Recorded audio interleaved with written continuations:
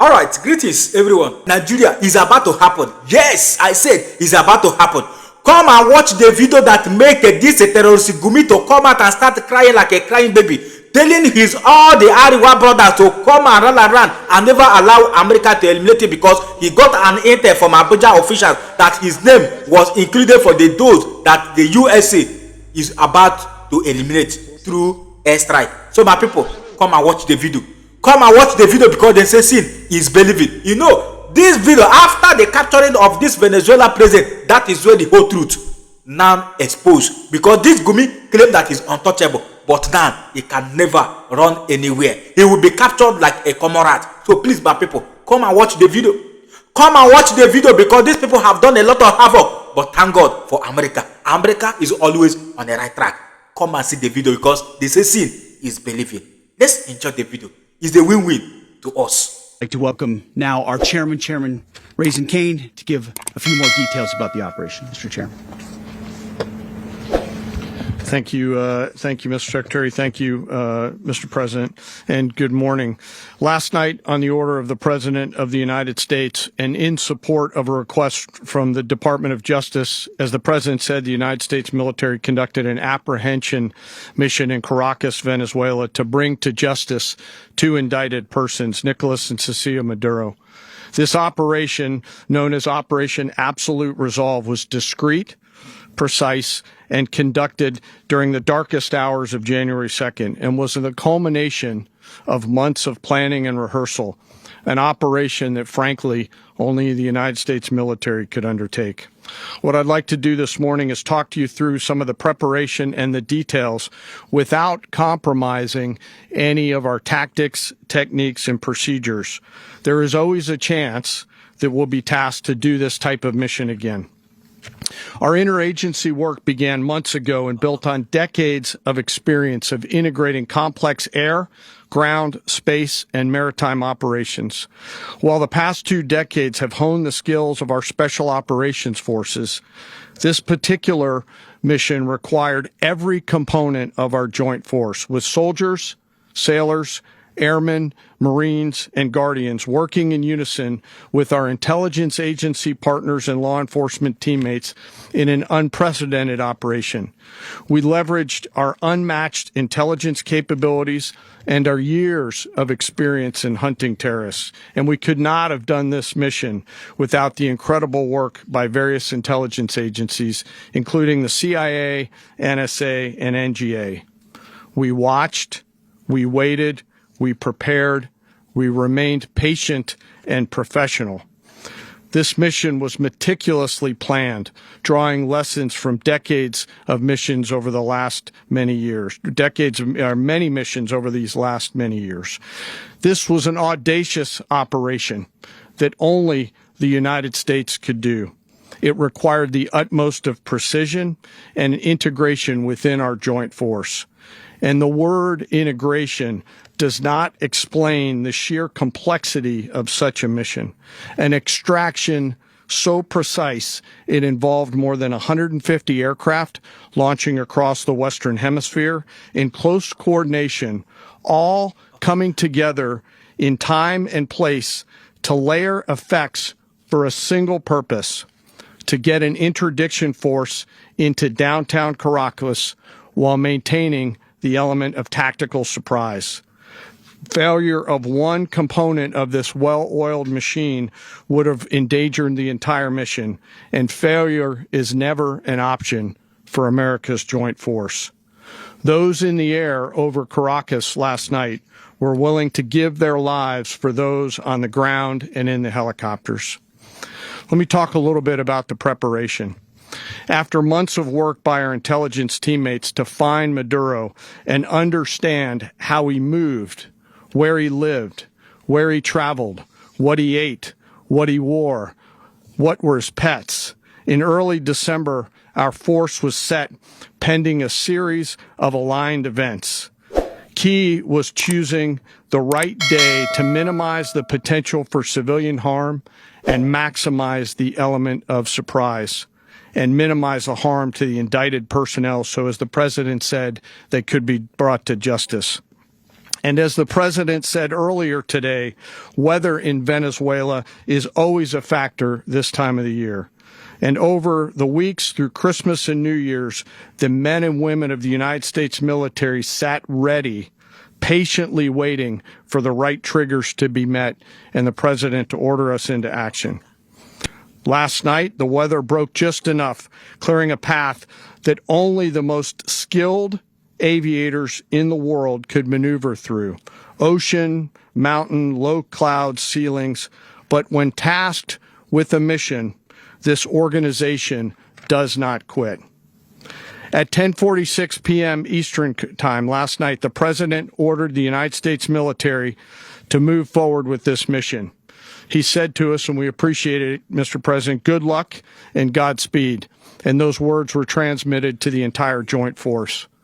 Over the course of the night, aircraft began launching from 20 different bases on land and sea across the Western Hemisphere.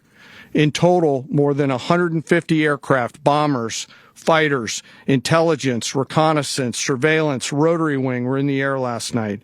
Thousands and thousands of hours of experience were airborne. Our youngest crew member was 20, and our oldest crew member was 49.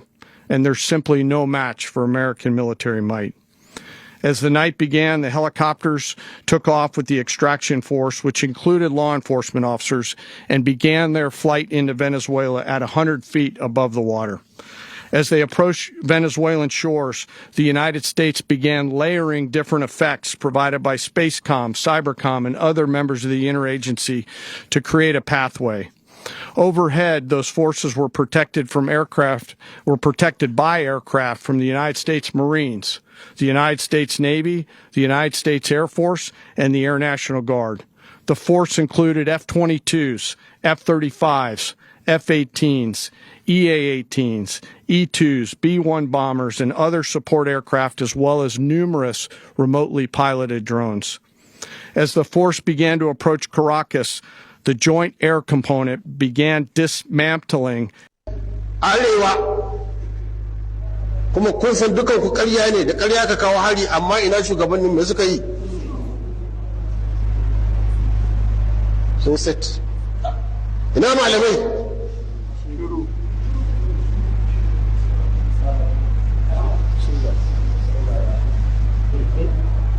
Kawo muna hari kan ƙarya.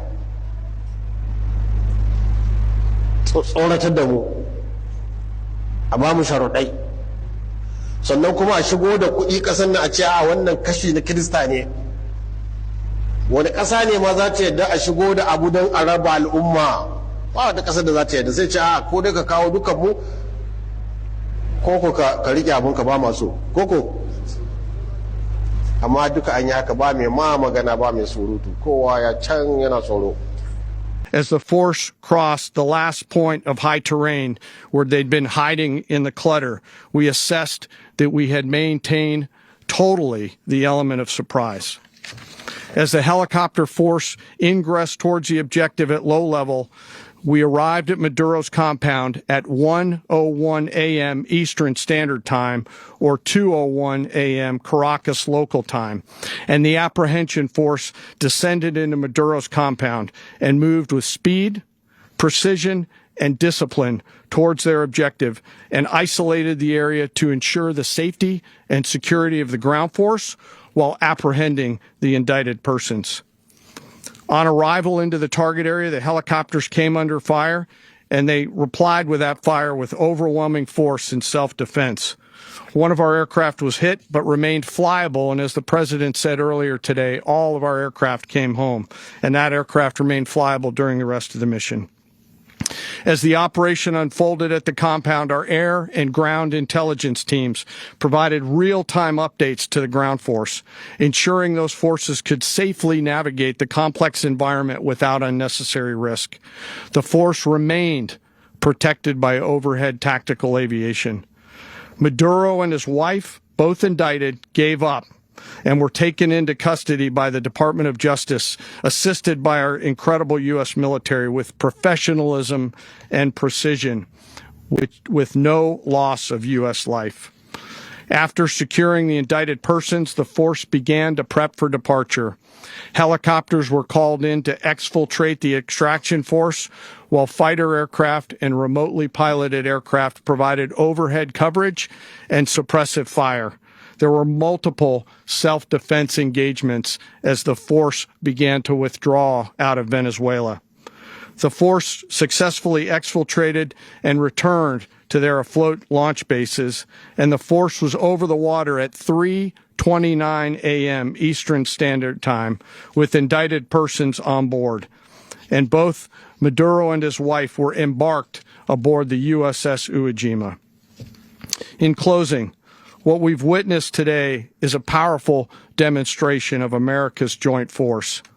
We think, we develop, we train, we rehearse, we debrief, we rehearse again and again, not to get it right, but to ensure that we cannot get it wrong. Our jobs are to integrate combat power so when the order comes, we can deliver overwhelming force at the time and the place of our choosing against any foe anywhere in the world. I am immensely proud today of our joint force and filled with gratitude to represent them here today. There is simply no mission too difficult for these incredible professionals and the families that stand by them and support them. As we stand here this morning, our forces remain in the region at a high state of readiness, prepared to project power, defend themselves, and our interests in the region. This operation is a testament to the dedication and unwavering commitment to justice and our resolve to hold accountable those who threaten peace and stability. In closing, I want to express my heartfelt gratitude to the brave men and women who executed this mission. Their courage and tireless commitment to our nation are what makes us strong. Thank you, Mr. Secretary, and thank you, Mr. President. Our economy is going through a tough patch, and you are being hurt by it, I know. The cost of fuel has gone up. Food and other prices have followed it. Households and businesses struggling. Things seem anxious and uncertain. I understand the hardship you face. I wish there were other ways, but there is not. Alright, now that you have watched the video and they confirmed it, is this not a welcome development? Of course, it is a good news. It is a good news, but it will be annoying the enemies. Those people that believe to destroy the life of another is their own benefit. My people, America is always on the right track. They will be eliminated and they can never get away with it. Yes, many of them telling you, oh, America cannot invade Nigeria. Nigeria is a sovereign nation, this and that. How far? Are they not mute? Are they talking? They are not coughing anymore. Now look at him, the terrorist financier, the terrorist negotiator. They have come out and start crying. Why is he crying? If he have been claiming that America cannot touch him, why is it that he's crying? Telling his people that they should never allow America to do this thing because if America succeeded in eliminating him, which means all the Fulani people have been eliminated. You see, that is the country we are in. They know that what they're doing is evil and they want to be covered up, but they cannot cover it anymore. My people, is a welcome development. We will keep exposing them. We can never let them hide anymore because America, the fear of America is the beginning of wisdom. All thanks to America. Donald Trump, you shall live long. You shall live long to complete this assignment, more especially in Nigeria. My people, who am I? I'm only a messenger. If you love what I do here in this Global Love Channel TV, please don't hesitate to touch the half or subscribe button, like, and turn on the notification bell so that whenever we upload a new video like this, you'll be the first person to be notified. And in doing that, you're encouraging us to do more. And togetherness, we shall save life together. The enemies will have nowhere to be hidden. Till next time, see you in my next video. Bye for now. Thank you.